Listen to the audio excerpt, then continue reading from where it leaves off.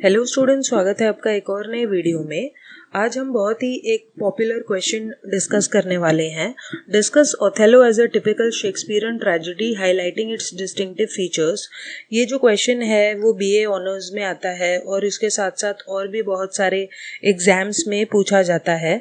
तो इस क्वेश्चन का मतलब है कि हमें ओथेलो को एनालाइज करना है कि ये एक टिपिकल शेक्सपियरियन ट्रेजेडी है, ट्रेजेडी वाला एक ड्रामा है और साथ ही साथ इसके फीचर्स भी हमें बताने हैं। तो चलिए अब हम इसके आंसर को देखते हैं। This Shakespearean tragedy is a saga of suffering culminating in the demise of the tragic hero. तो ये जो शेक्सपियरियन ट्रेजेडी है वो एक ऐसा प्ले है जिसमें फाइनली जो हीरो है उसकी डिमाइस यानी उसकी डेथ हो जाती है। तो पहले तो वो खूब ज़्यादा सफ़र करता है, बहुत ज़्यादा मुसीबतें झेलता है और फाइनली वो मर जाता है। The cursed hero is a very unusual individual of rare traits. तो ये जो हीरो है उसमें बहुत ज़्यादा रेयर ट्रेट्स होते हैं, बहुत सारी खूबियाँ होती हैं और इसीलिए सोसाइटी में उसकी बहुत अच्छी पोजीशन होती है। He is an embodiment of the qualities of a noble head and heart. तो वो एक ऐसा इंसान है जिसके पास एक अच्छा दिल भी है और दिमाग भी है।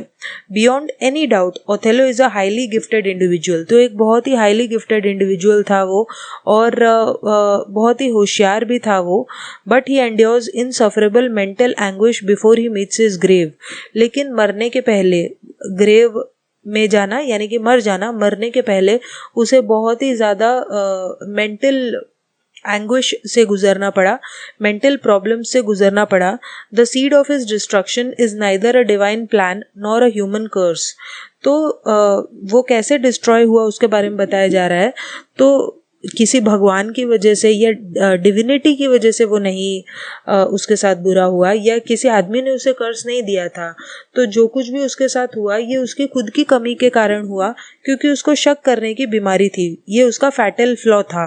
It lay within himself as a tragic failing of his character. तो उसके कैरेक्टर में बस एक ही कमी थी, यही कि वो बहुत ज़्यादा शक किया करता था। Othello as a fictional character shines in his sadness. तो अपनी इस सैडनेस के लिए वो मशहूर है ओथेलो का character. His pathos and grief make the novel such an absorbing reading. तो उसकी जो ग्रीफ है, उसका जो दुख दर्द है, पैथोस है, वो इतना ज़्यादा है कि ओथेलो डेफिनेटली पढ़ने लायक ड्रामा है।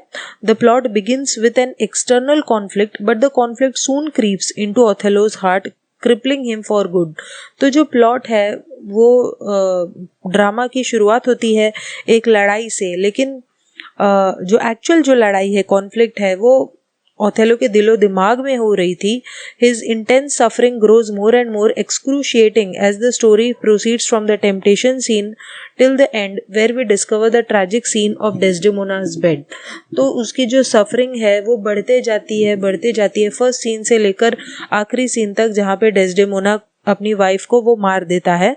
This grief maintains is strangle hold over Othello's mind, tormenting it with no respite no remission. तो ये जो उसका जो दुख दर्द है वो ओथेलो के दिमाग को परेशान करता जाता है बिना किसी आराम के, बिना रिस्पाइट के। His spiritual anguish is so traumatic that it bedevils even the reader's mind। तो उसकी जो anguish है, उसकी परेशानी इतनी ज़्यादा है कि ड्रामा को जो पढ़ रहा है रीडर, उसके दिमाग को भी उसकी परेशानी परेशान कर देती है और रीडर भी डिजेक्टेड, दुखी महसूस करता है। Othello tumbles from his enviable status in the society. तो इस एक कमी की वजह से ओथेलो अपनी पोजीशन से गिर जाता है सोसाइटी में। उसकी ये जो शक करने की बीमारी होती है, अपनी वाइफ के ऊपर वो शक करता है। The crisis tears apart the moral fibres of his self. और इस प्रॉब्लम की वजह से, क्राइसिस की वजह से मॉरली भी वो डिस्ट्रॉय हो जाता है। एक टाइम पे जहाँ पे वो एक बहुत अच्छा इंसान हुआ करता था और उसमें बहुत सारी खूबियाँ थी, वो सारी खूबियाँ वो डिस्ट्रॉय कर लेता है, अपने आप को ही डिग्रेड कर लेता है, उसका सेंस ऑफ जजमेंट भी बिगड़ जाता है। और सेंसलेस रेज यानी कि बिना सोचे समझे जब वो गुस्सा दिखाता है तो उस गुस्से में वो अपनी वाइफ को नीचा दिखाता है, वो भी लोगों के सामने, पब्लिक व्यू में। और जब वो इससे भी खुश नहीं होता तो वो ईव्सड्रॉपिंग, यहाँ वहाँ जाकर लोगों की बातें सुनने लगता है। और एक टाइम पे जहाँ वो वेनिस का सबसे अच्छा सिटीजन था, नोबलेस्ट सिटीजन था, अब वो एक मर्डरर बन जाता है और अपनी इनोसेंट वाइफ डेस्डेमोना को वाइल इयागो, यानी जो इयागो विलेन है प्ले का, उसकी वजह से अपनी इनोसेंट वाइफ डेस्डेमोना को वो मार देता है। To bring some succour to his guilty self he plans to cripple Cassio for good. तो अपनी गिल्टी सेल्फ को आराम पहुंचाने के लिए वो कैसियो के साथ भी बहुत ज़्यादा बुरा करता है, और इस तरीके से ओथेलो जो कि एक नोबल था, अच्छा इंसान था, वो ओथेलो द हिडियस यानी एक बुरा इंसान बन जाता है। The tragedy becomes insufferably poignant as the reader goes through the ordeal of Desdemona. खास तौर पे तो ये ट्रेजेडी इसलिए भी ट्रेजेडी है क्योंकि डेस्डेमोना के साथ बहुत ज़्यादा बुरा होता है। Her husband inflicts 1,000 cuts on her soul. तो उसका जो हस्बैंड है वो उसके आत्मा पे वार पर वार करता है, उसके कैरेक्टर पर सवाल उठाता है, और इस वजह से डेस्डेमोना को बहुत ज़्यादा मेंटल टॉर्चर होता है और उसे बहुत ही ज़्यादा दुख सहन करना पड़ता है। और फाइनली उसका हस्बैंड उसे छोड़ भी देता है, उसे कर्ज करता है, लेकिन फिर भी डेस्डेमोना अपनी लास्ट ब्रेथ तक अपने हस्बैंड को पसंद करती है। Helplessly weak and left with no recourse to justice she meets her doom without a single word of remonstration against her husband. तो शी मीट्स हर डूम यानी फाइनली वो मर जाती है, लेकिन मरते समय भी अपने हस्बैंड के खिलाफ वो कुछ भी बुरा नहीं कहती। The admiration and longing for her brute husband does not when a bit till her last. तो अपने हस्बैंड के लिए जो उसके मन में प्यार है, एडमिरेशन है, वो ज़रा भी कम नहीं होता। वेन होना यानी कम होना, ज़रा भी कम नहीं होता उसकी लास्ट ब्रेथ तक। Othello brings about his downfall himself. तो उसके साथ जो बुरा हुआ ओथेलो के साथ, वो उसके खुद की वजह से हुआ, उसकी खुद की स्टुपिडिटी की वजह से। और शेक्सपियर की बाकी की ट्रेजेडीज में हमेशा एक एक्सटर्नल इंटरवेंशन यानी बाहरी विलेन होते हैं जो हीरो को नुकसान पहुंचाते हैं, लेकिन ओथेलो में ऐसा कुछ नहीं है। ओथेलो में कोई भी सुपरनैचुरल फोर्स यानी बाहरी कोई फोर्स नहीं है जो ओथेलो को नुकसान पहुंचा रही है। इंस्टेड ओथेलो के अंदर की कमियों की वजह से ही उसे मुंह की खानी पड़ती है, उसे नीचा देखना पड़ता है। In this novel an uncanny coincidence of events precipitates the crisis and the resulting tragedy. तो इस नॉवेल में कोइंसिडेंस होते जाते हैं और उन कोइंसिडेंस के कारण ट्रेजेडी होती है, जैसे कि डेस्डेमोना अपनी हैंडकरचीफ गिरा देती है। ये सबसे बड़ा मिशैप था, प्रॉब्लम थी। और उसके बाद जो स्कीमर्स हैं जैसे इयागो वगैरह, वो इसी चीज़ को यूज़ करते हैं और ओथेलो के दिमाग में ये बीज बो देते हैं कि तुम्हारी जो वाइफ है वो फेथफुल नहीं है। तो बाकी के ट्रेजेडीज़ की तरह, बाकी के शेक्सपियरन ड्रामाज की तरह इसमें भी जो बुरा इंसान है उसे अपनी बुराई के लिए पछताना पड़ता है, उसे पनिशमेंट मिलती है। लेकिन इसमें एक और अलग चीज़ हुई है इस ड्रामा में, ये कि जो वर्चुअस और इनोसेंट लोग हैं वो भी डिस्ट्रॉय हो जाते हैं, जैसे कि डेस्डेमोना।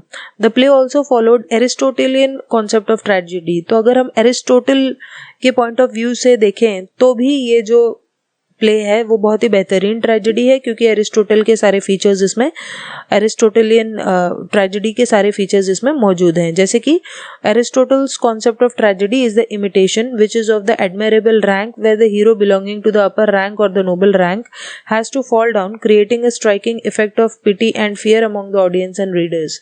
तो सबसे पहला जो ट्रेजेडी का फीचर है वो है इमिटेशन, कि जो हीरो है उस पर्टिकुलर प्ले का, उसे अपनी पोजीशन से गिरना होगा ताकि जो ऑडियंस है वो दया दिखाए उस हीरो के ऊपर। तो ओथेलो में भी यही होता है। एक टाइम पे जहाँ पे वो अच्छी पोजीशन पे था, वेनिस में वो आर्मी में अच्छी पोजीशन पे था, वो अपनी पोजीशन से गिर जाता है। तो Othello belongs to the noble rank who was already a governor general and married to Desdemona. The art of characterization is the second most important component. तो एक टाइम पे वो एक अच्छी पोजीशन पे था लेकिन फिर वहाँ से गिर जाता है। अब जो सेकेंड कॉम्पोनेंट है वो है कैरेक्टराइजेशन, यानी हर कैरेक्टर को अपने तरीके से बिहेव करना चाहिए, जैसा कि ड्रामेटिस्ट ने उस कैरेक्टर को बनाया है वैसा। तो इयागो जो है स्टार्टिंग से लेकर लास्ट तक इस ड्रामा में एंटागोनिस्ट की भूमिका निभाता है और बहुत अच्छे तरीके से निभाता है। तो कैरेक्टराइजेशन भी अच्छे तरीके से किया है। The most important component of tragedy is the hamartia of a tragic hero. और जो सबसे इम्पॉर्टेंट कॉम्पोनेंट होता है किसी भी ट्रेजेडी का वो है हमार्टिया। हमार्टिया वो फीचर है जहाँ पर जो हीरो है प्ले का वो एक बहुत ही इंपॉर्टेंट पॉइंट डिस्कवरी करता है। तो यहाँ पे ओथेलो जो है उसकी हेमार्टिया ये है कि वो ये डिस्कवर करता है कि जो उसकी वाइफ है वो अनफेथफुल है। तो बेसिकली वो इयागो के अपीयरेंस और रियलिटी यानी इयागो जो दिखाना चाहता है उसकी बातों में ओथेलो आ जाता है। He is susceptible to Iago's play of appearance and reality. Iago understood the very human nature that man can be deceived with appearance. तो इयागो को पता था कि हर इंसान जो है वो दिखावे की दुनिया होती है और जैसा दिखता है वैसा इंसान मान लेता है और जो भी दिखेगा उससे ओथेलो को वो भड़का सकता है। इयागो इस चीज़ को अच्छी तरीके से जानता था। सो ओथेलो जो है इसी चीज़ का एक विक्टिम बन जाता है जब इयागो उसे दिखाता है कि कैसे कैसियो और उसकी वाइफ डेस्डेमोना के बीच में प्यार चल रहा है। तो ओथेलो इस चीज़ को मान भी जाता है, जबकि कैसियो डेस्डेमोना से बस इसलिए मिलने गया था क्योंकि वो रिकनसाइल करने गया था ओथेलो के साथ और उसका ऐसा वैसा कोई मतलब नहीं था। Lastly another aspect of tragedy is the anagnorisis and catharsis. तो लास्ट जो इम्पोर्टेंट पॉइंट है ट्रेजेडी का वो है एनेग्नोराइसिस एंड कैथारसिस। तो एनेग्नोराइसिस प्ले में है जब ओथेलो डिस्कवर कर लेता है डेस्डेमोना की हैंडकरचीफ और उससे इमोशनल जेलिसी उसके मन में आ जाती है, यानी वो डिस्कवर कर लेता है एक ऐसी चीज़ जिससे वो जेलस हो जाता है। तो एरिस्टोटल ने बताया है कि कैसे एनेग्नोराइसिस का एक नेगेटिव असर होता है हीरो के ऊपर और बिल्कुल ऐसा ही होता है ओथेलो में। ही becomes so jealous of his own wife that he stabbed her with a knife. वो अपनी ही वाइफ से इतना ज़्यादा गुस्सा हो जाता है, जेलस हो जाता है बेसिकली वो कैसियो से कि वो अपनी वाइफ को एक चाकू से मार देता है। और फिर कैथारसिस वो होता है जहाँ पर जो हीरो है वो प्यूरिफाई हो जाता है। फाइनली उसे पता चल जाता है कि जो कुछ भी हो रहा है वो गलत हो रहा है या जो उसने किया वो गलत हो रहा है। तो यहाँ पे भी ऐसा ही होता है जहाँ पर ओथेलो को लास्ट में अपनी गलती पर पश्चाताप होता है। वो समझ जाता है कि जो भी उसने किया वो गलत किया और उसकी आंखों पर बस एक पर्दा पड़ा था। So it was Emilia who hands over the handkerchief to Iago and it was Iago who put the handkerchief in Cassio's room. तो वो एमिलिया थी जिसने डेस्डेमोना की हैंडकरचीफ इयागो को दी थी और फिर इयागो ने उस हैंडकरचीफ को कैसियो के कमरे में डाला था। और लास्ट में ये जो पर्दा है ओथेलो की आंखों से उठता है, ये जो इल्यूजन है ओथेलो की आंखों से हटता है, तब जाकर उसकी जो आत्मा है वो प्यूरिफाई होती है और उसका मिस्टेक उसे समझ में आता है और इसलिए वो अपने आप को मार लेता है। इसलिए भी ये बहुत ही बेहतरीन ट्रेजेडी है। सो लास्ट में हम लोग कंक्लूजन में यही कह सकते हैं कि Shakespeare's Othello is a monumental tragedy that exudes nothing but pathos, remorse, vengeance and brutality. कि शेक्सपियर की ये जो ओथेलो है वो एक बहुत ही बेहतरीन ट्रेजेडी है जिसको पढ़कर बस इंसान को दुख होता है, दुख के साथ साथ बदले की भावना आती है, इस तरह की भावनाएं मन में आती हैं। Othello suffers for his feelings but Desdemona suffers for no fault of hers. तो ओथेलो तो अपनी गलतियों की वजह से सफ़र करता ही है, लेकिन डेस्डेमोना जिसकी कोई गलती नहीं होती उसके साथ भी बहुत बुरा होता है। द ओनली हार्टनिंग फीचर, तो इस ड्रामा में सिर्फ जो एक बहुत बेहतरीन चीज़ या हार्टनिंग फीचर है वो ये कि इयागो को वो पनिशमेंट मिली जो उसे मिलनी ही चाहिए थी। यही एक अच्छा पॉइंट है, बाकी सब दुखदाई या दर्द भरे पॉइंट से इस ट्रेजेडी के, और इसीलिए ओथेलो एक बहुत ही अच्छी शेक्सपियरन टिपिकल ट्रेजेडी है। सो आई होप आपको ये जो एनालिसिस है बहुत अच्छे तरीके से समझ में आया होगा, और इससे रिलेटेड कोई डाउट्स है तो आप कमेंट करके पूछ सकते हैं। चलिए हम मिलते हैं नेक्स्ट वीडियो में, तब तक के लिए बाय।